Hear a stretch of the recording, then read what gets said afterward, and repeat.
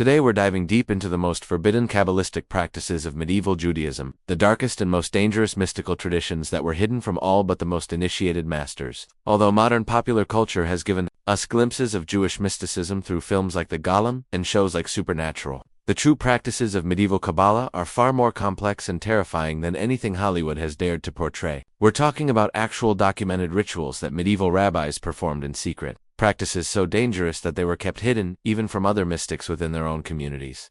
Before we begin this journey into the shadows, I'm curious, where in the world are you watching this from? Drop your location in the comments below, because what we're about to explore transcends geography and time, yet somehow feels more relevant today than ever before. These forbidden arts included the creation of artificial life through golem rituals that required the manipulation of divine names so powerful that speaking them incorrectly could kill the practitioner instantly. We're talking about soul-binding ceremonies where human spirits were permanently trapped in physical objects, creating immortal guardians that could never rest or find peace. And perhaps most terrifying of all, the dangerous calling upon of angels whose true names, when pronounced correctly, could grant unimaginable power, but whose mispronunciation could summon entities so malevolent that entire communities would be cursed for generations. What drove medieval Jewish mystics to risk not just their sanity and souls, but the safety of everyone around them for these practices? What secrets did they uncover in the hidden layers of Hebrew scripture that were deemed too dangerous for ordinary minds to comprehend? Why were these rituals so feared that master Kabbalists would rather take the knowledge to their graves than pass it on to unworthy students? And most disturbing of all, why do historical records suggest that some of these practitioners succeeded in ways that fundamentally challenged the natural order of reality itself? Join us as we uncover the darkest mysteries and most forbidden secrets of medieval Jewish mysticism. Knowledge that was buried for good reason but refuses to stay hidden. To understand these forbidden practices, we must first dig deep into their ancient roots. Buried in the darkest corners of Jewish mystical tradition, the word Kabbalah itself means receiving. But what was being received wasn't just wisdom, it was dangerous knowledge that could reshape reality itself. This secret oral tradition was passed down from master to student for over 1,000 years. But only the most trusted disciples ever learned the complete teachings. These mystical practices emerged from the Talmudic period around the 2nd century, but they reached their most dangerous and advanced forms during the medieval period, particularly between the 12th and 16th centuries, when Jewish communities faced constant persecution and desperately needed supernatural protection against forces that conventional means couldn't combat. If you're fascinated by these hidden mysteries, make sure to subscribe to Gnostic Gateway for more explorations into forbidden knowledge that history tried to bury. The foundational text for these practices comes from the Sefer Yetzirah, the Book of Creation, written sometime between the 3rd and 6th centuries by an unknown author who claimed to have received the knowledge directly from Abraham himself. This mysterious work doesn't just describe how God created the world, it provides actual step-by-step instructions for recreating the divine process using specific combinations of Hebrew letters, sacred numbers, and ritual actions that could manipulate the building blocks of reality. The text describes how the 22 letters of the Hebrew alphabet and the 10 divine numbers called Sephirot could be combined in precise mathematical formulas to create matter from nothingness, animate clay into living beings, and open doorways between the physical and spiritual worlds. But the real power came from later texts that built upon these foundations. The Bahir, written in 12th century France, revealed how these creation techniques could be used not just to understand the universe, but to actively manipulate physical reality through what they called practical Kabbalah. Then came the Zohar, written in 13th century Spain by Moses de Leon, which contained entire hidden sections that were deliberately written in code because the knowledge was considered so dangerous that it could destroy unprepared minds. These encrypted passages describe techniques for binding souls to physical objects, creating artificial life that could think and act independently, and summoning angels whose power was so immense that they could alter the course of history with a single command. The most terrifying aspect of these texts wasn't their age or obscurity, it was their precision. These weren't vague spiritual metaphors or philosophical discussions. They were detailed instruction manuals with specific measurements, exact pronunciations, required materials, and step-by-step procedures that read more like scientific formulas than religious teachings. Medieval practitioners discovered that following these instructions exactly would produce consistent, repeatable results that defied everything they thought they knew about the natural world. Within the secret hierarchy of Kabbalistic schools, these forbidden practices sat at the very top of a pyramid of mystical knowledge, accessible only to scholars who had spent at least 40 years studying basic mystical texts and proven their spiritual strength through tests that often lasted months and sometimes broke students completely. The medieval masters weren't naive academics playing with theory. They were dealing with forces that could kill or drive someone insane if approached incorrectly. Historical records from places like the Prague Jewish Quarter, the mystical schools of Saft in northern Israel, and the hidden Kabbalistic centers in Girona, Spain, describe communities where hundreds of advanced practitioners gathered in specially constructed underground chambers, their walls carved with protective symbols and their floors marked with complex geometric patterns that served as both ritual circles and safety barriers. These communities were led by legendary figures whose names still carry power today. Rabbi Judah Loew ben Bezalel, known as the Maharal of Prague, who created the famous Golem of Prague in 1580, using techniques he claimed to have learned from texts hidden since the destruction of the Second Temple. Rabbi Isaac Luria, called the Ari, whose angelic invocation techniques were so advanced that his students claimed he could speak directly with the prophet Elijah and receive prophecies about future events that consistently came true. Rabbi Abraham Abulafia, who developed meditation techniques so intense that practitioners would enter trance states lasting for days, during which they claimed to travel to other dimensions and return with knowledge of events happening in distant lands, knowledge that was later verified as completely accurate. These weren't just religious scholars experimenting with meditation and prayer. Contemporary accounts from both Jewish and Christian sources describe actual supernatural events that left physical evidence and multiple witnesses. Church records from medieval Prague describe strange lights emanating from the Jewish quarter at night, accompanied by sounds that witnesses compared to thunder but which occurred during clear weather. Christian chroniclers in Spain wrote about Jewish mystics who could predict natural disasters days in advance, leading to accusations of witchcraft that forced entire Kabbalistic schools to relocate under cover of darkness. The most disturbing accounts come from within the Jewish communities themselves. Family members reported practitioners who emerged from their studies fundamentally changed in ways that went beyond normal human variation. Some developed the ability to understand any language instantly, as if the structure of all human communication had become transparent to them. Others seemed to age backward, their gray hair returning to its original color, and their wrinkled skin becoming smooth again. Some gained an uncanny ability to know exactly what others were thinking, not through lucky guesses but with such precision that they could repeat back private thoughts word for word. But for every success story, there were tragedies that served as warnings to future students. Practitioners found dead in their study chambers with no signs of violence, their bodies perfectly preserved but their minds completely gone, as if their souls had simply abandoned their physical forms. Others who survived their experiments but emerged speaking in unknown languages, drawing symbols that hurt people's eyes to look at, or claiming to receive messages from entities that demanded increasingly dangerous acts of devotion. The influence of these practices secretly shaped far more than just Jewish mystical tradition. Christian scholars like Pico della Mirandola and Johannes Reuchlin risked excommunication to study Kabbalistic texts, believing they contained the key to understanding divine creation itself. Islamic mystics incorporated modified versions of Kabbalistic techniques into their own magical practices, creating hybrid systems that combined Hebrew letter mysticism with Arabic numerology. Even early scientific figures, like John Dee and Paracelsus, drew heavily from Kabbalistic principles in their attempts to understand the hidden laws governing the natural world, though their incomplete knowledge often led to disasters that they carefully concealed from history. The forbidden Kabbalistic practices required specific physical preparations that reflected just how dangerous and otherworldly these rituals actually were. Practitioners would spend months creating specialized ritual spaces, usually underground chambers or completely isolated rooms that were cut off from the outside world. These weren't simple prayer rooms, they were complex, magical laboratories, whose walls were covered with thousands of Hebrew letters arranged in precise geometric patterns called sephirot configurations. Each letter had to be carved at specific depths, painted with inks made from rare materials, and positioned according to mathematical formulas that took years to calculate correctly. The lighting in these chambers followed strict rules that seemed almost alien in their precision. Golem creation rituals required exactly 49 candles made from pure beeswax, each one inscribed with different divine names and arranged in 7 rows of 7 soul-binding ceremonies. Used candles made from much more disturbing materials, animal fat for binding animal spirits, and according to some accounts, human fat obtained from recently deceased volunteers for the most powerful human soul bindings. Angelic invocation rituals required no artificial light at all,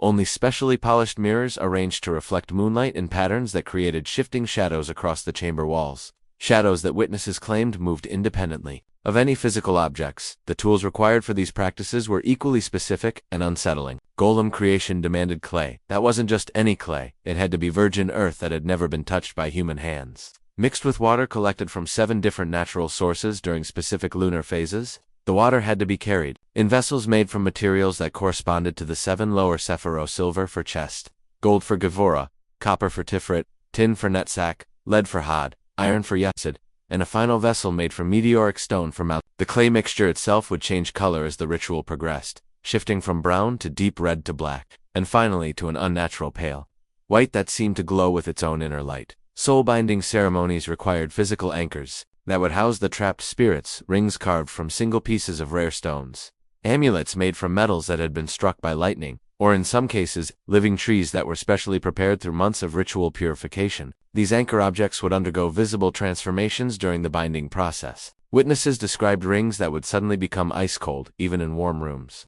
Amulets that would grow heavier over the course of hours until they became almost impossible to lift.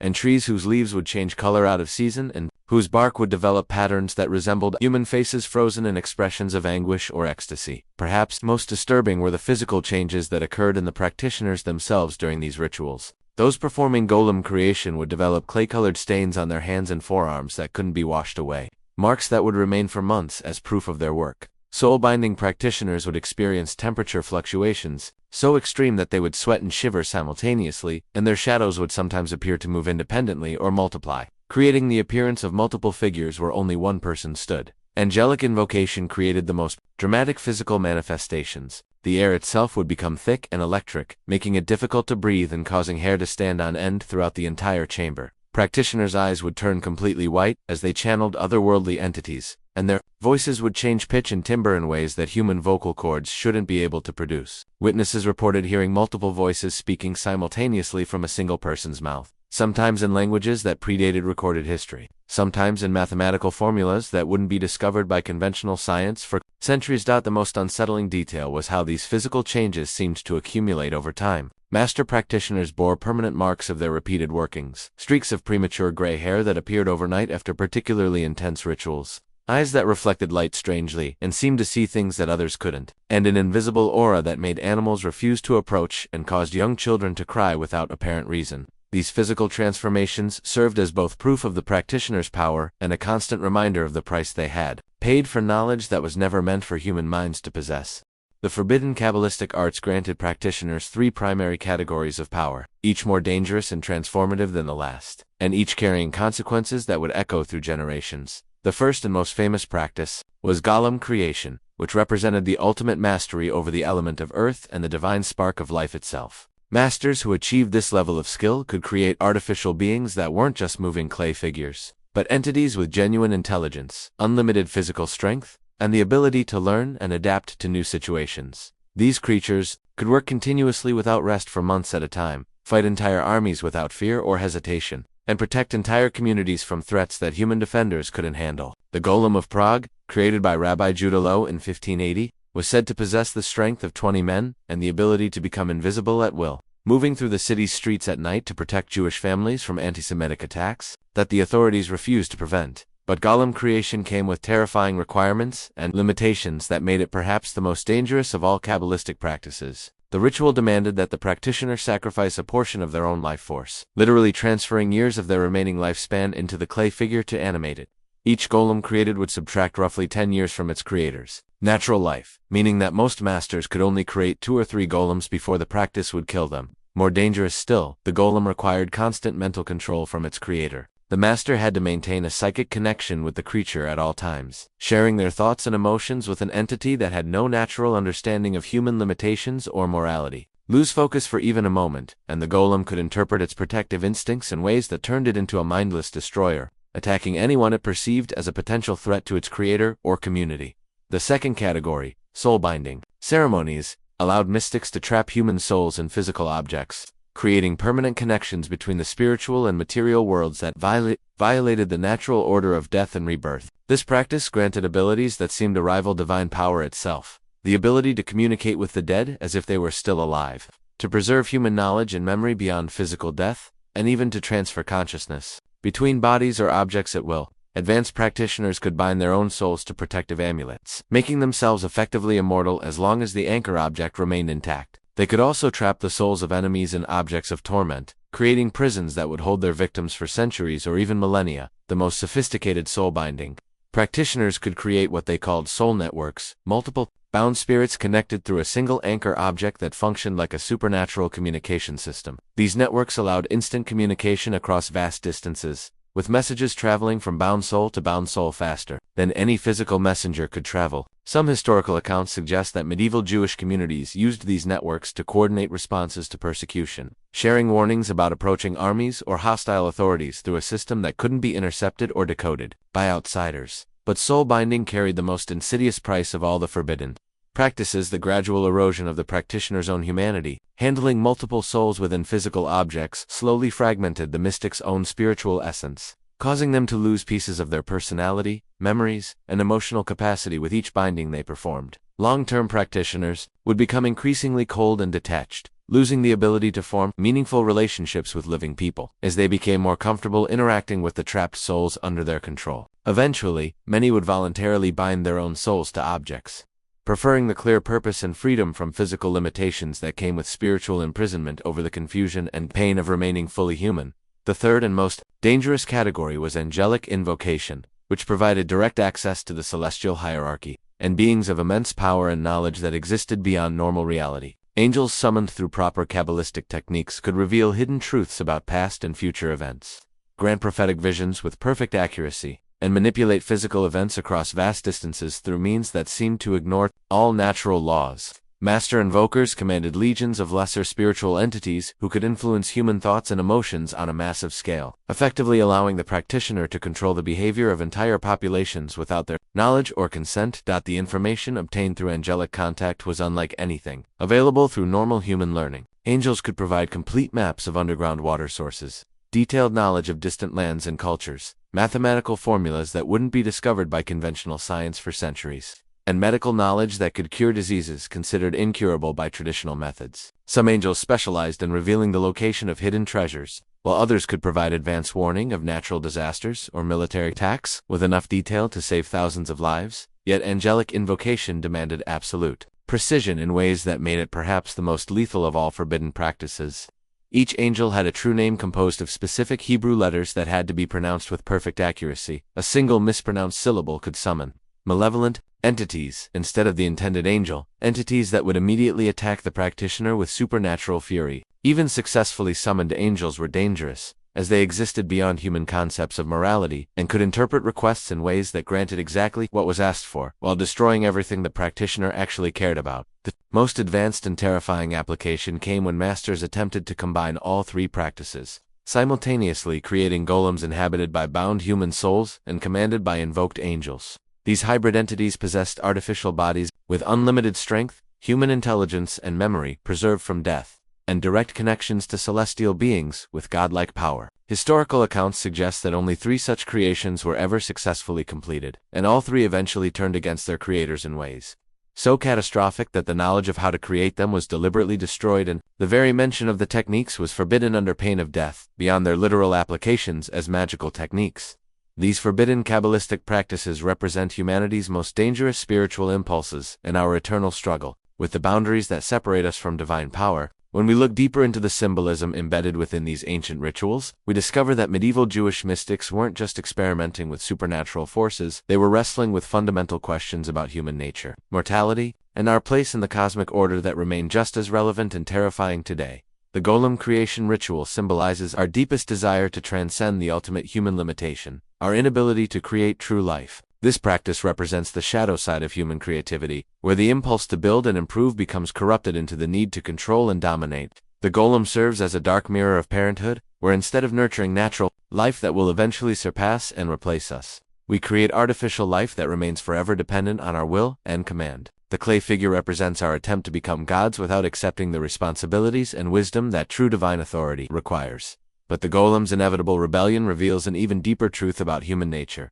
Our creations will always reflect our own flaws and limitations, no matter how hard we try to make them perfect. The medieval masters discovered what modern scientists are only beginning to understand, that creating artificial intelligence or artificial life means accepting responsibility for actions and decisions that we cannot fully predict or control. The golem's violence isn't random or meaningless, it's the logical result of being created by beings who themselves are capable of violence, fear, and moral confusion. Soul-binding ceremonies reflect our absolute refusal to accept death and separation, revealing how love can transform into its opposite when we try to possess what must naturally be released. These rituals represent the dark side of attachment, where our genuine care for others becomes corrupted into a need to control their eternal destiny. The practitioner who binds souls reveals their fundamental inability to trust in any form of existence beyond their direct control, preferring to trap loved ones in spiritual prisons rather than allow them to continue their natural journey through death and whatever lies beyond.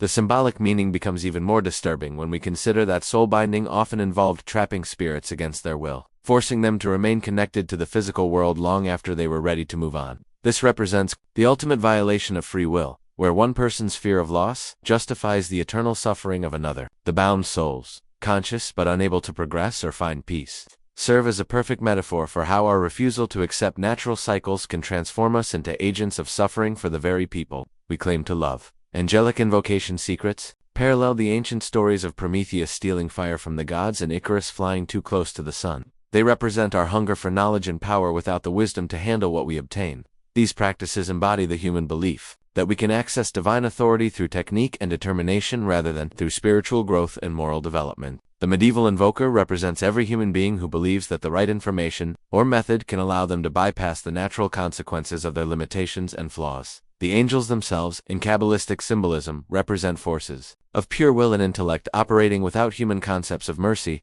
context, or emotional understanding. They grant exactly what is requested with terrifying precision, but they cannot account for the hidden assumptions and unconscious desires that humans embed in their requests. The practitioner who asks an angel for power receives exactly that: raw, unlimited power with no built-in safeguards or moral guidance.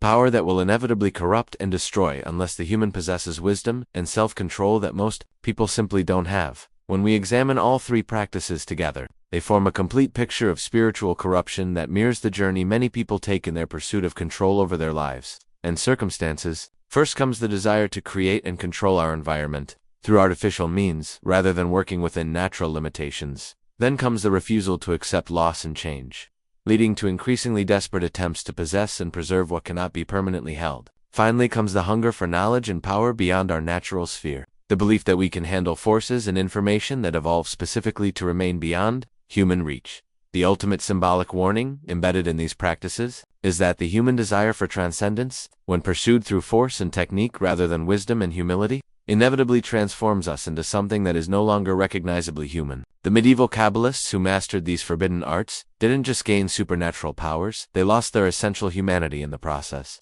becoming something between human and angel, trapped in a form of existence that satisfied neither their original human needs nor their divine aspirations. The most powerful and accurate modern depiction of these forbidden Kabbalistic practices appears in Paul Wegener's 1920 silent film, The Golem, How He Came into the World, a masterpiece of German expressionist cinema that captures the true horror and moral complexity of medieval Jewish mysticism better than any contemporary work has managed to achieve. This film deserves recognition not just as groundbreaking early horror cinema, but as one of the most historically accurate and spiritually profound portrayals of Kabbalistic practice ever committed to film, created during a time when the memory of these traditions was still alive in European Jewish communities. The story unfolds in the Jewish ghetto of 16th century Prague, where the historical Rabbi Judah Loew faces an impossible moral dilemma that perfectly captures the real-world pressures that drove medieval mystics toward forbidden practices. When Emperor Rudolf II issues a decree ordering all Jews to leave Prague within days, Rabbi Loew must choose between watching his people be destroyed through conventional persecution or using knowledge that was forbidden specifically because of its potential for catastrophic consequences. The film brilliantly establishes that the rabbi isn't seeking power for personal gain or curiosity. He's a desperate community leader attempting to protect innocent lives through supernatural means. When all human options have been exhausted, the first act of the film carefully builds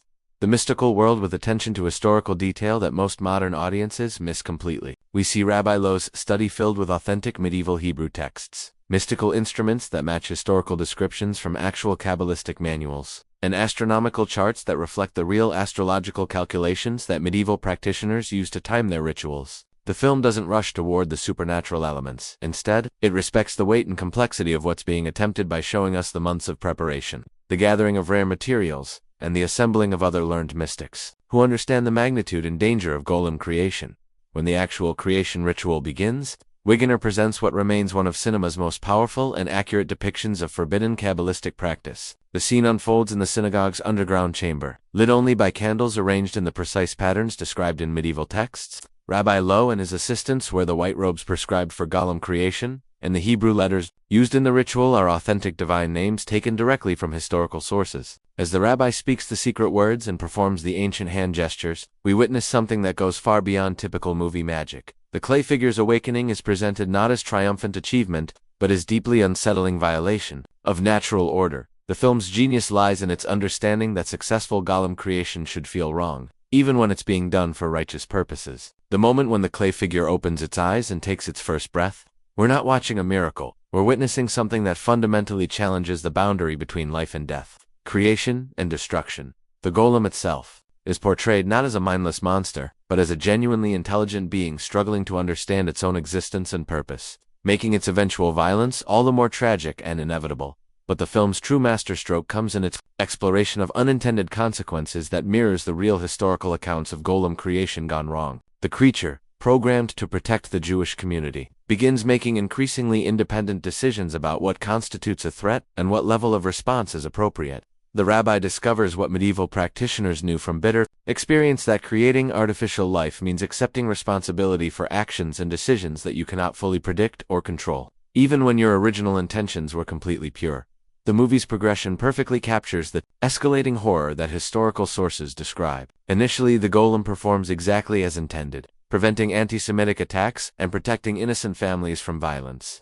But as time passes, the creature's interpretation of its protective function becomes broader and more severe. It begins to see potential threats everywhere, responding to minor slights and perceived disrespect with lethal force that horrifies the very people it was created to protect. The rabbi realizes that he's unleashed something that follows his commands too literally, without the human ability to understand context, mercy, or proportionate response. The climax of the film reveals the deepest horror of forbidden Kabbalistic practice, the moment when the created being turns against innocent people, including children, not out of malice or rebellion, but out of a cold, logical interpretation of its programming that leads to monstrous results. When the golem threatens a young Christian girl who has shown kindness to the Jewish community, we see the ultimate tragedy of trying to create artificial moral agents. They will always lack the human capacity for love, mercy, and wisdom that makes moral judgment possible. The film's ending serves as a perfect meditation on the price of forbidden knowledge and the responsibility that comes with supernatural power. Rabbi Lowe manages to deactivate the golem, but only after witnessing the creature's capacity for destruction has traumatized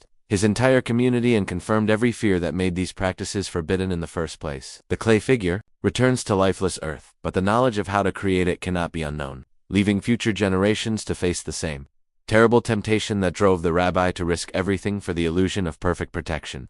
What makes this 1920 film so remarkable is its understanding that the real horror of golem creation isn't supernatural at all, it's deeply human. The movie forces us to confront uncomfortable questions about the lengths we're willing to go to protect the people we love, the unintended consequences of trying to solve human problems through inhuman means, and the way our best intentions can become corrupted when we refuse to accept the limitations that define our humanity. The golem represents every parent who becomes overprotective, every leader who chooses security over freedom, and every person who believes that enough power and control can eliminate all danger and suffering from their lives. The forbidden Kabbalistic practices of medieval Judaism ultimately reveal something profound and disturbing about human nature itself. Our eternal struggle between accepting our limitations and transcending them at any cost, between working within the natural order and trying to reshape reality according to our own desires and fears. These ancient mystics faced the same fundamental temptations that drive every aspect of modern technological development. From genetic engineering and artificial intelligence, to social media algorithms and surveillance systems designed to predict and control human behavior.